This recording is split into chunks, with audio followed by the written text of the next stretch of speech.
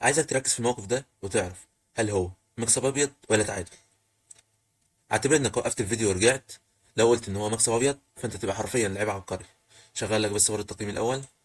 فعلا الانجي متفق معاك ان هو مكسب ابيض. للي بقى ما قدرش يجيب ازاي مكسب ابيض، هنبدا دلوقتي نستعرض ازاي الموقف ده ممكن يخلص مكسب ابيض. اول حاجه لو جينا نقيم الموقف هنلاقي ان الاسود معاه حصان وملك، واحنا معانا الملك بتاعنا وبيدق وفيل. فالسر كله ان الحصان ده لو اتكسر مع البيدق ده فالموقف هيبقى تعادل. اما طريقه بقى مكسب الابيض بتيجي منين؟ طريقه مكسب الابيض انه يحط الاسود في سوكزوانج، ان هو يقدر يبعد الاسود بالملك بتاعه من على انه يبقى طالب البيدق ده، وان الحصان بتاعه يبقى طالب ان البيدق لو اتزق الحصان ياكل. تمام. وقف الفيديو كمان مره وحاول تجيب اول نقله الابيض اللي بتمشيه في طريق المكسب. اعتبر انك وقفت الفيديو ورجعت. لو جبت بيشوب اس 3 يبقى انت فعلا برضو لاعب عبقري. تالي بيشوب اس 3 فايدتها ايه؟ فايدتها انه يبعد الملك ده. فمعانا خيارين. معانا اول خيار لو جيب الملك هنا نطلع بالملك احنا كمان ونستعرض الفكره دي ونستعرض الفكره دي. انما بقى لو جيب الملك هنا ندي لا انا انتظار، نتحرك بالكينج، ندخل احنا كمان بالملك. هيبدا هنا بقى الاسود يستخدم اخر سلاح ليه وان هو يلعب نايت اتش 7. تقول لي ايه ده؟ ده ساب البيت. ده واحد اتنين كوين. ازاي ده اخر سلاح للاسود انه يحارب على التعادل؟ قال لك لا، ما لو انت اتسرعت ولعبت نقله الدي 7 هيلعب نايت اف 8 وياكل البيت. تمام. انما هنا النقله الصح ايه؟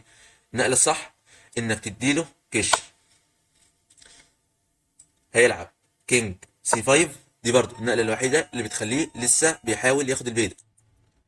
هنا بقى انت كابيض بتكمل بنقله كمان رائعه. النقله هي ايه؟ كينج اي 7. تقول لي كينج اي 7 ازاي؟ ده ساب الفيل، ولو قدمت البيت ده هدي ايه؟ مبقاش فيه كش. لو جيت بالحصان على نايت اف 8 مبقاش فيه كش ورق الوزير عادي. فدي الفكره. فهنا الاسود يحاول برضو يستخدم اخر سلاح ليه ويلعب نايت اف 6. لو قدمت اكل، ولو كلت اكل. الابيض يحاول برضو يحط الاسود في الزوجزوانج ويلعب نقله كمان بيشوب اف 3.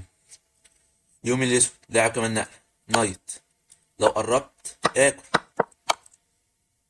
بس بعد نايت الابيض هنا عنده نقله جميله جدا بتضع الاسود في زوجزوانج برضو. النقله هي كينج اي 6. الاسود بقى لو رجع لنفس الفكره باجي هنا بالنقله الرائعه بيشوب اي 4. هنا لو انتوا فاكرين ان وصلنا لوضع مشابه للوضع ده، بس ساعتها الاسود لعب اخر فخ ليه وان هو لعب نايت اتش 7 بحيث لو قدمت اكل. بس تخيل بقى ان نقله بيشوب اي 4 منعت نايت اتش 7.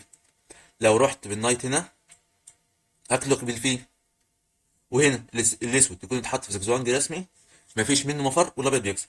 الملك لو اتحرك يسيب ان البيدق ده مطلوب وساعتها اكل الحصان وارجع وارقي.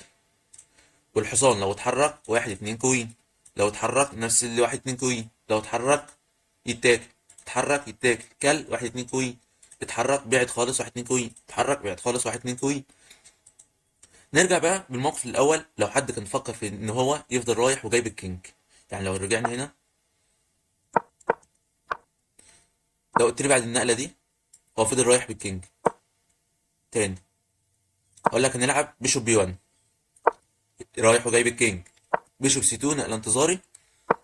كينج سي 5. وتيجي هنا النقله اللي احنا ختمنا بيها التفريعه اللي فاتت بيشوب اي 4. نفس الفكره. واحد اتنين كوين يتاكل. واحد اتنين كوين يتاكل. يتاكل. واحد اتنين كوين يبعد يبعد. فهمت الفكره؟ فلو هو جرب ان هو يفضل رايح وجايب الكينج هتوصل لنفس الفكره. والملك ده لا يعني لو الحصان ما اتحركش، ما هو دول القطعتين اللي ممكن يتحرك. لو الحصان ما اتحركش والكينج هو اللي اتحرك يبقى ساب ان البيدق مطلوب فياكل الحصان وارجع واقدم البيدق وارقيه. تمام. في كمان تفريع للناس اللي بقى وقفت الفيديو بجد وشغال الدماغ. التفريعه هي بعد بيشوب يلعب النقله دي، وساعتها عندك هنا نقله المكسب بيشوب اي 6. خلاص هتقول لي هيلعب النقله دي واول لما تقدم يديك كش ياخد البيضه. اقول لك عندك حق، بس هو فين الكينج؟ فين الكينج اللي هياخد الكش؟ التفريعات اللي فاتت كلها احنا لعبنا كينج اتش 6، فده اللي خلاه لما يجي في المربع الاف 8 يديني كش وياخد البيضه. لكن هنا خلاص الملك ده لازم يتحرك. الحصان لو اتحرك في اي حته البيضه واحد اتنين كوين او الحصان يتاكل. اتمنى ان يكون الفيديو عجبكم. لو الفيديو عجبك ما تنساش اللايك والاشتراك في القناه. سلام.